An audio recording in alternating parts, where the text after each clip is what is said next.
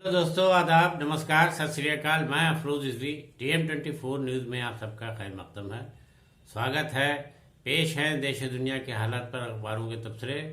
खास तबसरों में देश के अंदर सबसे बड़े कारोबारी ग्रुप अडानी ग्रुप के खिलाफ जो अभी हिडनबर्ग की रिपोर्ट आई है, उसको लेकर के लोकसभा में ज़बरदस्त हंगामा शुरू हो गया है।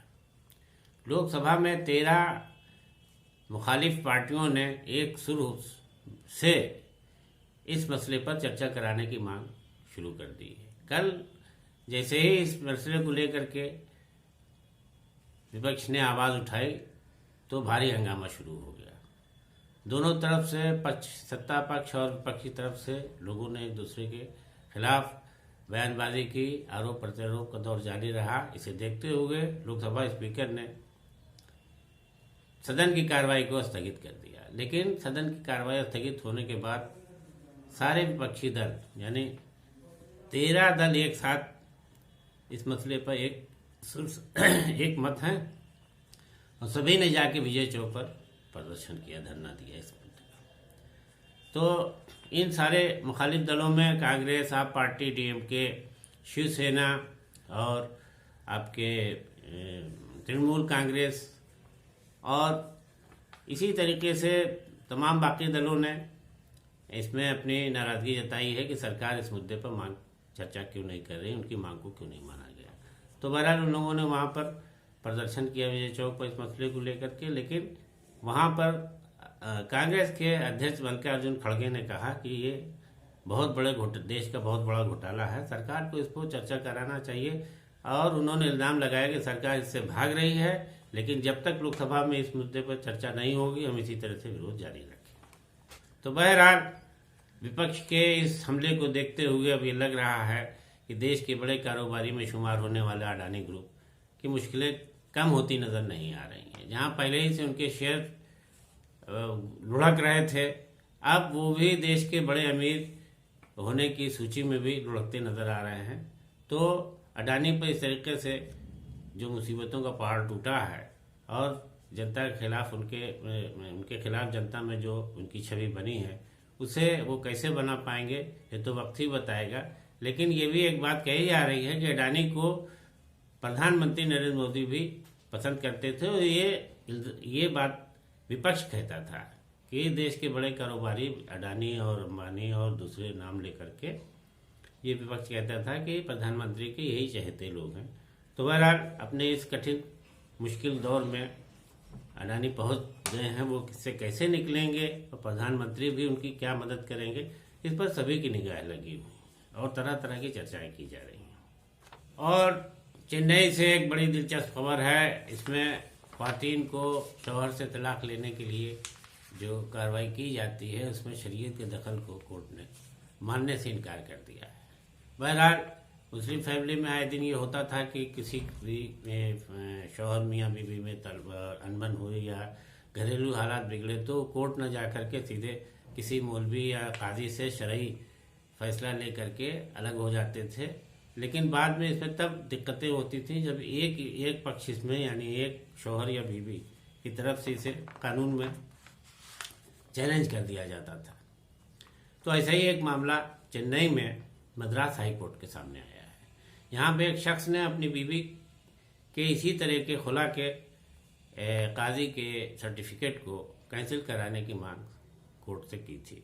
कोर्ट ने भी इसको खारिज कर दिया। कोर्ट ने कहा है कि ऐसे किसी भी रिश्ते को तोड़ने के लिए शरीयत के कानून को काजी या मौलवी के सर्टिफिकेट से नहीं माना जा सकता। इसके लिए बाकायदा फैमिली कोर्ट में दरख्वास्त दी जानी चाहिए। तो कोर्ट ने हाई कोर्ट ने इसको खारिज करते हुए और खातून से ये कहा है कि वो अपने इस मामले को ले जा करके फैमिली कोर्ट में उठाएं। और कोर्ट ने इसमें आगे भी कहा है कि इस तरह के किसी भी मामले को कोई भी जो सर्टिफिकेट मौलवी या काजी जारी करते हैं उसकी कोई कानूनी हैसियत नहीं है।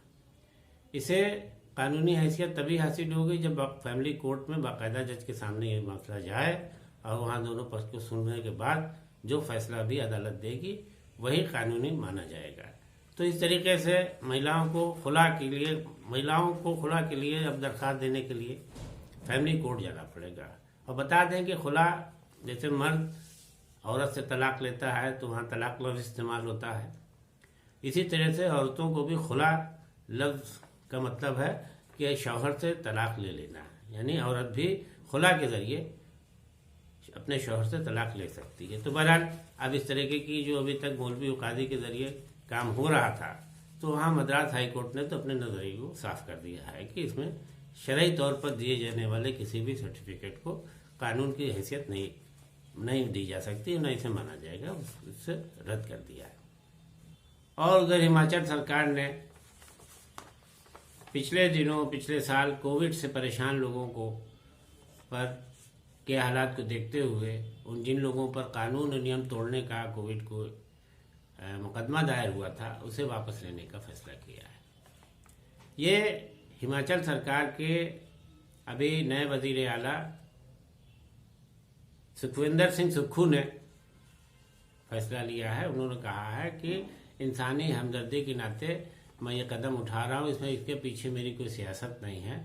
मुझे मालूम है कि कोरोना के दौर में किस तरीके से लोग बेरोजगार और परेशान थे। अगर किसी को कोई चीज़ की ज़रूरत होती थी तो कानून नियम के तहत घर से नहीं निकलता पाता था, और कानून को पालने की कड़ाई से आदेश भी दिए गए थे। लेकिन जिन लोगों से ये मजबूरी में ये कदम उठाया है अपनी नौकरी रोजगार ढूंढने के लिए, काम ढूंढने के लिए, या दवा लाने के लिए, या किसी बीमार को देखने के लिए, जो भी मसला रहा है और उन पर उस तरह के कोविड नियम तोड़ने का मुकदमा दायर हुआ है, तो वो उसे वापस ले लिया जाएगा। उन्होंने कहा कि वो इसे इंसानी और हमदर्दी के नाते वापस ले रहे हैं, इसमें कोई भी सियासी पहलू शामिल नहीं है। तो बहरहाल हिमाचल सरकार ने इस तरीके से कोविड के दौरान जिन लोगों पर भी मुकदमा कायम हो गया था इस तरीके का, उसे वापस ले लेंगे। और सरकार ने कहा कि इस दौरान अगर किसी क्रिमिनल मामले में किसी पर कोई मुकदमा कायम हुआ है तो वो मुकदमा क्राइम के तहत चलेगा, उसमें कोई रियायत नहीं दी जाएगी। और उधर आप सरकार की मुश्किलें कम होती नजर नहीं आ रही हैं। आप सरकार फिर से एक बार ईडी के निशाने पर आ गई है। इस तरीके से ईडी ने जिस तरह से आरोप लगाया है, उससे अब उसकी मुश्किलें बढ़ती नजर आ रही हैं। आप सरकार पर इन्फोर्समेंट डायरेक्टरेट ने, केंद्रीय जांच एजेंसी ने ये इल्ज़ाम लगाया है कि जो शराब घोटाला हुआ था उसका पैसा गोवा में आप पार्टी ने अपने प्रचार में लगाया है, और वहाँ वो 2 सीटें जीती भी थी। तो इस तरीके से ईडी ने कोर्ट के सामने जो चार्जशीट पेश की है, उसमें ये बातें कही हैं कि शराब के जो गैर कानूनी तौर से धन कमाया गया था शराब ठेकों में, उसका इस्तेमाल गोवा के चुनाव प्रचार में आप आदमी पार्टी की सरकार ने किया। तो इस आरोप के लगने के बाद उधर दिल्ली आप सरकार के चीफ मिनिस्टर के अरविंद केजरीवाल ने कहा है कि सरकार को गिराने के चक्कर में भारतीय जनता पार्टी के इशारे पर केंद्रीय जांच एजेंसी इस तरीके की कार्रवाई कर रही है। ये उसे बदनाम करने की कोशिश है, और सरकार को वो पसंद नहीं करती, चाहती है कि इसका खात्मा हो जाए। इन्हीं सब कोशिशों को लेकर के अब ईडी ने नया शगुफा छेड़ा है। तो बहरहाल अरविंद केजरीवाल ने इसे पूरी तरह बेबुनियाद बताया है। बहरहाल ये देखने लायक होगा कि केंद्रीय जांच ब्यूरो एक जिम्मेदार एजेंसी है। अगर उसने अपनी चार्जशीट में ये बात कही है तो सबूत भी होंगे, तो अरविंद केजरीवाल की बात में कहाँ तक दम होगा, ये अब कोर्ट के सुनवाई के बाद ही सामने आ पाएगा। और उधर बिहार से एक दिलचस्प खबर ये है कि पटना में नरकटियागंज मुजफ्फरनगर रेलखंड पर मझौलिया बेतिया रेलवे स्टेशन के बीच मोहद्दीपुर स्टेशन के करीब एक ट्रेन सत्याग्रह एक्सप्रेस की 15 बोगियां बगैर इंजन के लाइन पर दौड़ती रही। दरअसल हुआ ये कि जो ट्रेन सत्याग्रह एक्सप्रेस जिस इंजन से चल रही थी, उस इंजन की 4 बोगियां टूटकर अलग हो गई, और 4 बोगियों के साथ इंजन चला गया और ये बोगी कट के अलग हो गई। तो वो तो तेज रफ्तार निकल गया, लेकिन बाकी बची 15 बोगियां उसी तरीके से, उसी रफ्तार से, जिस रफ्तार से वो टूटी थी, वो चलती नजर आई।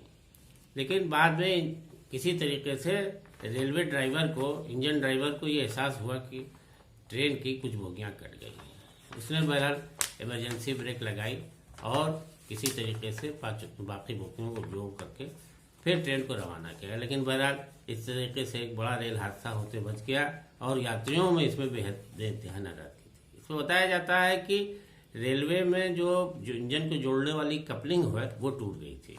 उसके टूटने की वजह से ये हुआ, क्योंकि यात्रियों ने जो बातें बताई हैं उससे ये बात सामने आई है कि कुछ टूटने का बहुत तेज झटका उन्हें डिब्बे में महसूस हुआ था और इसके बाद अचानक लगा कि कोई चीज़ जो है बड़ी हुई है। तो उन्हें तो नहीं पता चला, जब हादसे के बाद जो रेलवे इंजन आगे निकल गया और ड्राइवर फिर लाया है तो यात्रियों को पता चला कि वो एक बहुत बड़े खौफनाक हादसे के बीच फंस गए थे, लेकिन ऊपर वाले ने उन्हें बचा लिया। बहरहाल अजीब व गरीब बात है कि अभी तक रोडवेज की बसों में इस तरह की कमियां नजर आती थी, लेकिन अब रेलवे जैसी जिम्मेदार डिपार्टमेंट में भी इस तरह की कमियां होती हैं। यानी किस तरीके से अगर बड़ा हादसा होता है, कहीं थी पुल पर गिर जाती तो कितने लोग मारे जाते। बहरहाल रेलवे की अब कमियां भी सामने आने लगी। और अब कुछ विदेशी खबरों पर भी चर्चा। रियाद से खबर है कि सऊदी अरब के एक घर में खौफनाक आग लगने से 6 बच्चों समेत बाप की मौत हो गई और माँ बुरी तरीके से जख्मी है। उसकी हालत नाजुक है, अस्पताल में भर्ती करा दिया गया। इसके अलावा इस हादसे में एक औरत भी जलकर शदीद तौर पर जख्मी घायल होने की इत्तला है, उसे भी अस्पताल में भर्ती किया गया है। आग क्यों लगी इसके बारे में भी पता नहीं चल पाया है। इस हादसे को लेकर के खौफ सता है और मारे गए सभी लोग एक ही खानदान के बताए जाते हैं, एक ही परिवार के बताए जाते हैं। ये हादसा सऊदी अरब के अल-जौफ इलाके के तसीलात मोहल्ले में पेश आया, जहां घर में अचानक आग लगी और ये लोग बच नहीं पाए, उसमें आग का शिकार हो गए। और उधर बीजिंग से खबर है कि चीन ने आतंकवाद के खात्मे में पाकिस्तान से कहा है कि वो उसके हर संभव सहयोग करेगा। पाकिस्तान में के पेशावर में अभी हाल ही में जो एक मस्जिद में इतना बड़ा बम कांड हुआ है, बम धमाका हुआ, इतने लोग मारे गए हैं, तो इस सिलसिले में चीन ने अपना एक शोक संदेश पाकिस्तान के वजीर आज़म प्रधानमंत्री को भेजा है, जिसमें ये बात उन्होंने कही है, अफसोस जताया है और कहा है कि पाकिस्तान अगर आतंकवाद के खात्मे के लिए जो भी प्रयास करेगा, चीन भी उसका साथ देगा। तो दोस्तों, आज के तबसरे को यहीं ख़त्म करते हैं। दीजिए इजाज़त। नए तबसरों के साथ फिर होंगे आपसे रूबरू। तब तक अपना ख्याल रखिए। नमस्कार, आदाब।